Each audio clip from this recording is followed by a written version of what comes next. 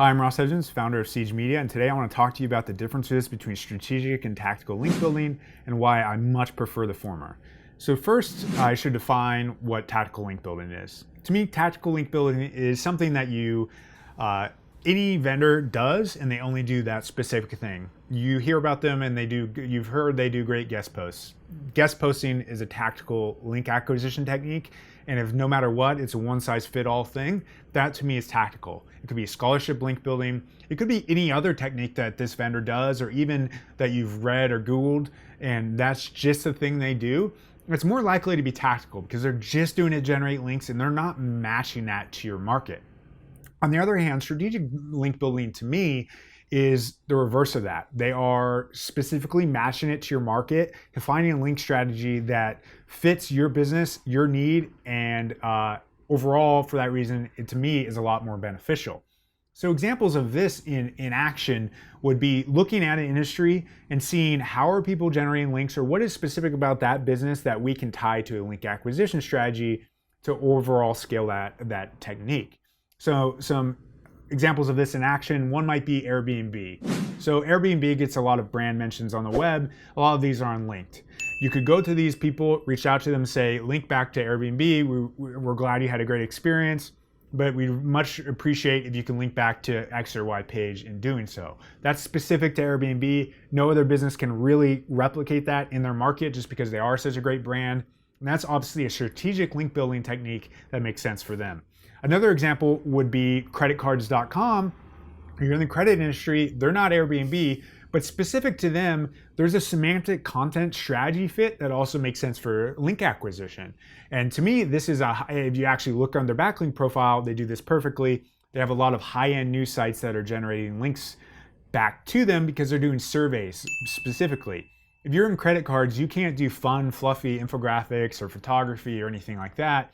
It's a serious subject matter. Therefore, you need to tie to serious subject sites, which would really be high-end news. So they do a great job of generating surveys that are linkable and doing this over and over and over again. This is their strategic link building alignment that makes sense for their business. And on the opposite side of the spectrum, if you're a business like Zola, which is a wedding registry, for them, they should be generating top and middle funnel content that is brand awareness stage for someone before they get to the stage where they want to sign up for a wedding registry. So you could build a lot of content in wedding. Maybe it's a wedding planning timeline or other fun content prior to the stage where someone would get their registry, or right around that stage. That's pitchable, that can rank for top funnel search volume and be valuable overall for that business. And you can see how this is very strategic and unique to them. Credit cards doesn't have much top or middle funnel volume just because of the basis of their business or fit. But all three of these sites have unique needs and things that make sense for them. So for Airbnb, I would never recommend that they generate infographics for link acquisition purposes. They're such a big brand, they don't need to do that. They can literally generate 40, if not 50 links per month simply by doing link recommendation. On the same side, creditcards.com is too serious of a site to do infographics or things like that. And yes, all these sites technically could have done scholarships, they could have done guest posts, but the specific strategic thing that's a fit for them allows them to create a strategic advantage that no one else can have and makes it so it's hard to copy what they're doing. And that's really the weakness of what tactical link building is. And not just that, I think it's also that kind of technique is more likely to get devalued. So if you're just doing one thing, you only have one link acquisition angle that some vendor is doing that maybe they're talking about as widespread, this is more likely to actually get hit down the line. Also, it doesn't really drive real brand value.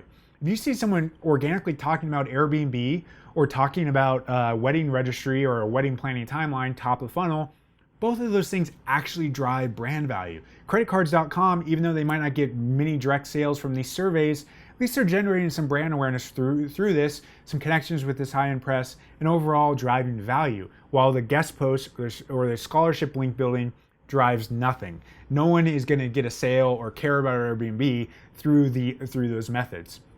Also, I think one thing that is off about tactical versus strategic, and there's one major mistake people make, is they look at tactical link building and oftentimes the cost per link is actually lower than strategic because strategic is hard. You might have to pay a lot for surveys. Obviously, Airbnb had to generate a ton of brand recognition in order to get there. And then on the Zola side, building high quality content that ranks is not going to be straightforward to do and stand out in that market, but their content won't be copyable. If you're doing tactical link building and you have a guest post, any competitor could go to that guest post site and say, hey, link, could I write a guest post for you? Suddenly that low cost per link is a lot higher because it was very easy to copy. It's not just the link itself, it's also the competitive marketplace that you're considering. And also, I think guest posts and sites like Scholarship Link Building, etc., there's high churn, these aren't quality sites. They're not overall very something you want to be associating with yourself on the web because of that. And also, they just, I mentioned this already, don't really drive any brand value as opposed to the strategic side of things. And finally, going back to the value of strategic link building, I overall like this process because of that holistic thing. Yes, it's hard to copy, but it's the sunk cost differentiator that puts you ahead of your competitors and gives you an advantage in the marketplace. So you should be thinking about this, and how to go about doing that is look at your competitors. I suggest seeing if any of them are generating specific things that make you linkable in some way. Also look at adjacent publishers. So I like seeing, if you're in the wedding space, it would have been easy to be Zola and say, we're just wedding registry, but no one really is doing top or middle funnel content. But if you're aware of that need to establish that, you can look and see if there are other people in the market doing that.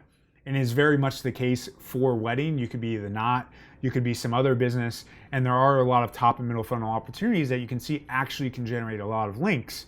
So in that case, you figure that out, you see The Knot is generating a lot of that content, you can now decide, hey, maybe we need we need a photographer who can do these shoots, maybe we need a videographer, we need to invest in that sunk cost differentiator, which will allow us to generate links. And again, will make it hard to replicate what we're doing and give us a strategic advantage in the marketplace. So overall, hopefully this got you outside of the bubble of let's just generate some links. Instead, think how can we generate strategic opportunities that give us a differentiation in the marketplace that is hard to catch. So hopefully you found this valuable. Would love to hear your feedback in the comments. Give us a thumbs up, subscribe, and thanks for watching.